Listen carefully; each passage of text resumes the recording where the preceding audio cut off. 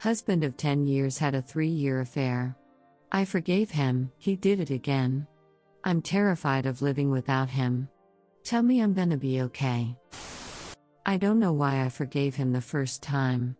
He seemed sorry, and honestly, the idea of losing my family was unbearable. We have 2 kids together. In so many ways, our marriage was great. We love each other, we still have time 4 or 5 times a week, we enjoy spending time together. We're good co-parents. He's a recovering addict, and I think cheating is related to some extent. Same behaviors: lying, gaslighting, secrecy. Anyway, I know ending it is the right thing to do.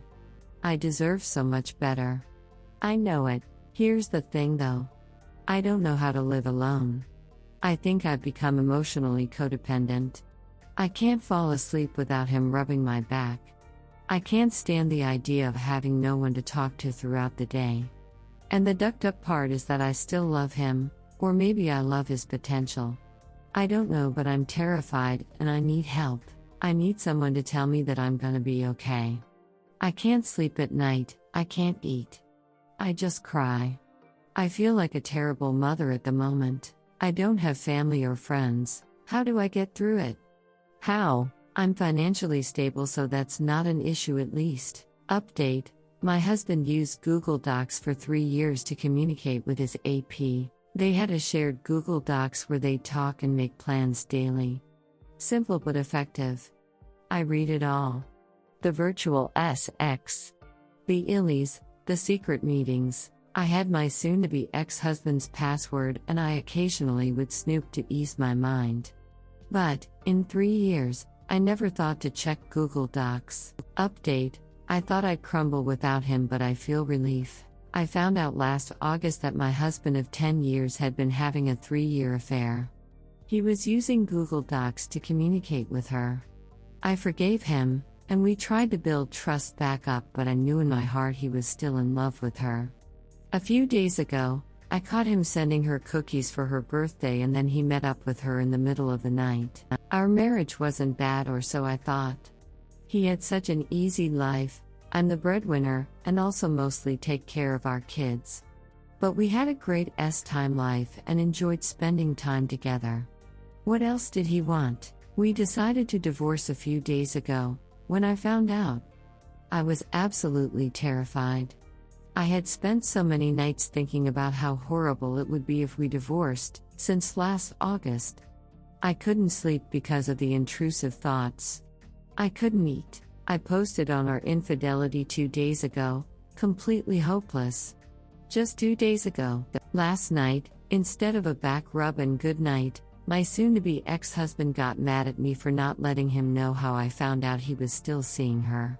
He said that my spying on him was going to be a big issue and that he felt violated. I don't intend on spying snooping now that we're getting divorced. I felt disgusted that he was more concerned about how I found out than the fact that he broke my trust again. He's living in the guest room until he finds a place. We have 2 kids, and our youngest has bad anxiety, so I don't want to kick him out until he finds a job. Anyway, he's out right now. He says he's not seeing her, but I have absolutely no doubt he is.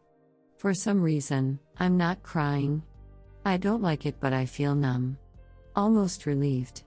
At peace. I don't know if negative emotions are all going to come back and hit me with a vengeance. I'm confused. 2 days ago I thought I'd die without him. And while I still don't enjoy the idea of living alone and sleeping in the middle of the bed, I know that I will be okay. Is what I'm experiencing normal? Peas. I anticipate I'll be posting a lot. It's been therapeutic. Update: well, I'm pregnant. It's his. We already have 2 kids together. Our youngest is 6. Our time life has always been great, and honestly one of the hardest things to let go off after our separation. We continue to have occasional time after splitting up. This doesn't change my mind about separating. It didn't change his either. In fact, he's acting cold and trying to convince me to have an abortion. He did say he will be there for the baby if I go that route, but that he won't be there for me.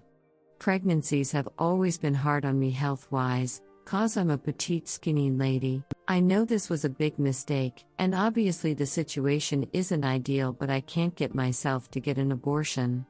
I'm financially stable, and a good mom. My youngest son would love a little brother or sister.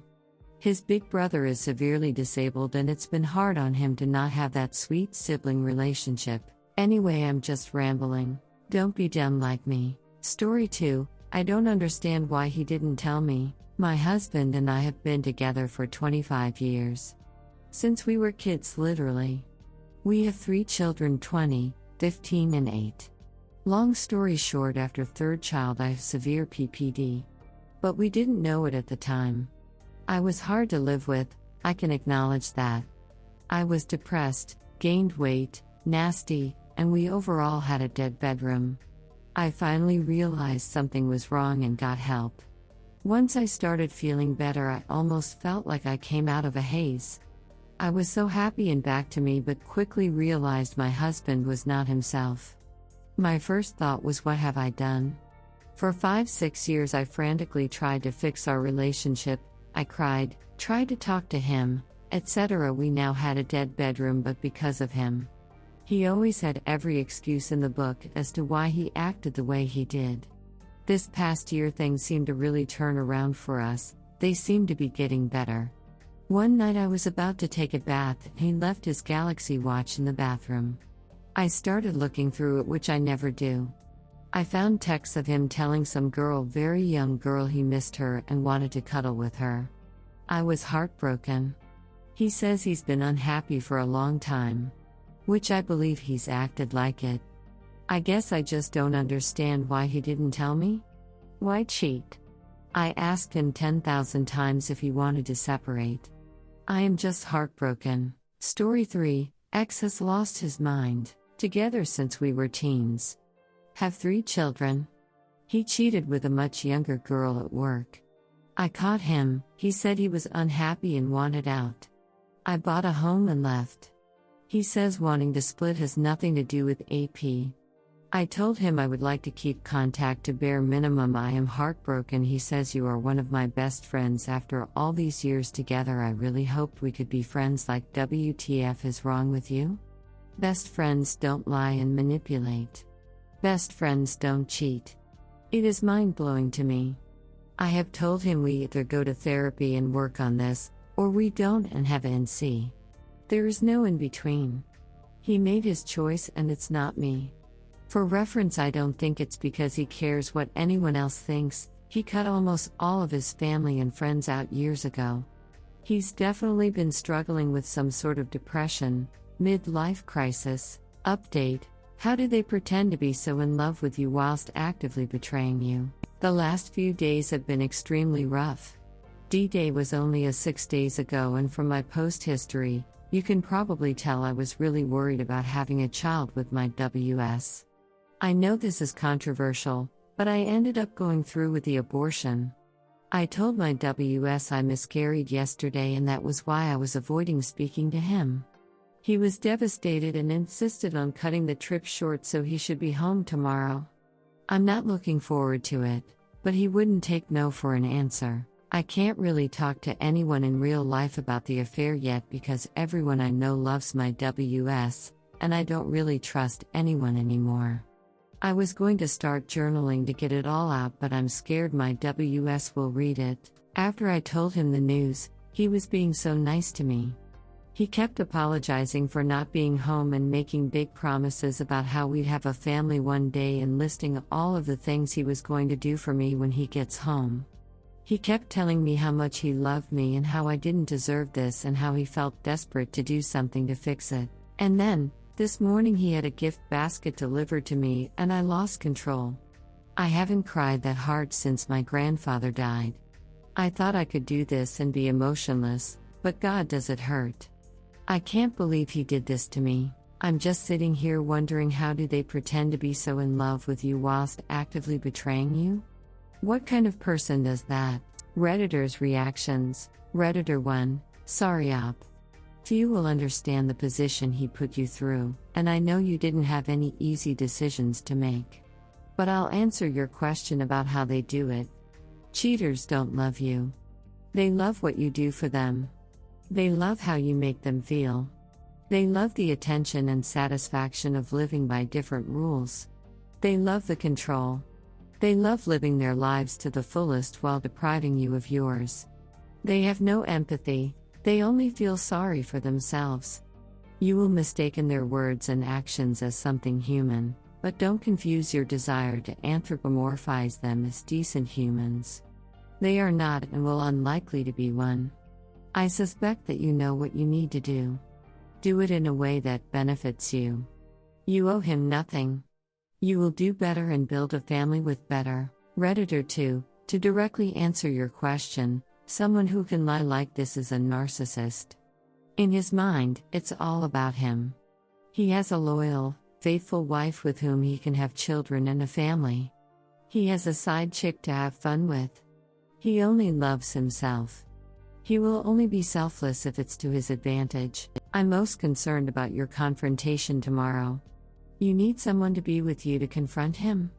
You are in a highly emotional state with good reason, and having someone to be an objective third party will benefit all parties. If you don't have anyone you trust, friend, pastor, relative, contact the police non-emergency line to see if they have someone that can be there to ensure that nothing gets out of hand. Additionally, they should have access to social service agencies. Godspeed, Op. I hope that you can settle this amicably. Op answer, I don't think I'm going to confront him tomorrow, at least I'm not planning to. My lawyer suggested I wait until I have everything in order for a divorce first. She's dealt with a lot of divorces caused by infidelity, and it's easier to get what you want the quicker you push the divorce through after the initial confrontation, according to her. Redditor 3, my mom called this kind of horseshit plate spinning. My dad. Basically, you have a whole bunch of plates spinning at once, and you pay attention to the wobbliest plate. In the case of infidelity, the wobbliest plate is typically the newest partner. This is the person they have to be on point around, because they haven't been properly broken in. The adulterer does not know how far they can push their affair partner just yet.